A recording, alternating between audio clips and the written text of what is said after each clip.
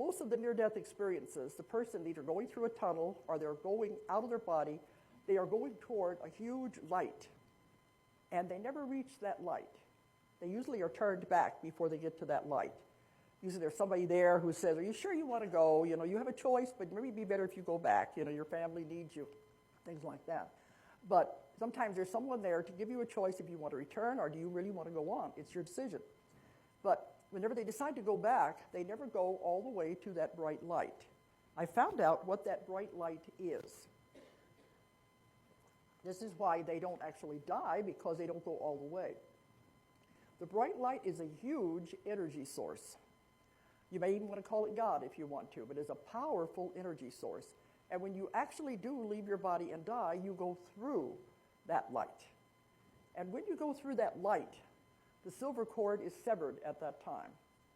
You're all attached with a silver cord, our spirit, which is the real you, and the body the entire time you're alive. Because every night you go out of your body. Everybody does. The spirit, the real you, imagine how bored it would get sitting around waiting for the body to wake up. The body's what gets tired. The real you doesn't. And so it's sitting around waiting for you to get up. Okay, let's get on with it. As soon as the body goes to sleep, you're out of there, having all kinds of adventures.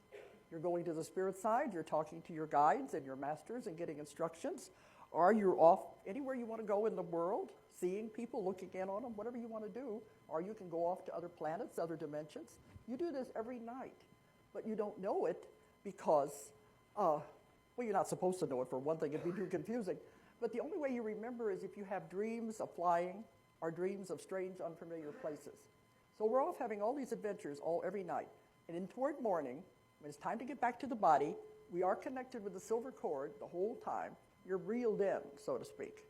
They reel you back in to where you're back in the body again. Then the body has to wake up, and you're ready to continue your daily work. So whenever you actually die, you go through this energy source. At that time, the silver cord is severed immediately by the energy. When that happens, you cannot return to the body again. That's the spark of life. Once that spark of life has left the body, it begins to deteriorate immediately. You ever watch someone die, you know something's gone, it's left. At that point, the body begins to deteriorate. Then you're on the other side, and you cannot come back. The only way you have ghosts, you have people coming back and giving messages, apparitions, but it's not the actual person because they can't come back into the body again. So once you get over there, you're met with great love. There is no hell. There isn't. I've done thousands and thousands of cases. There is no hell.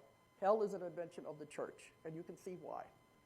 It was never in the Bible. It's something has been invented. There is no hell.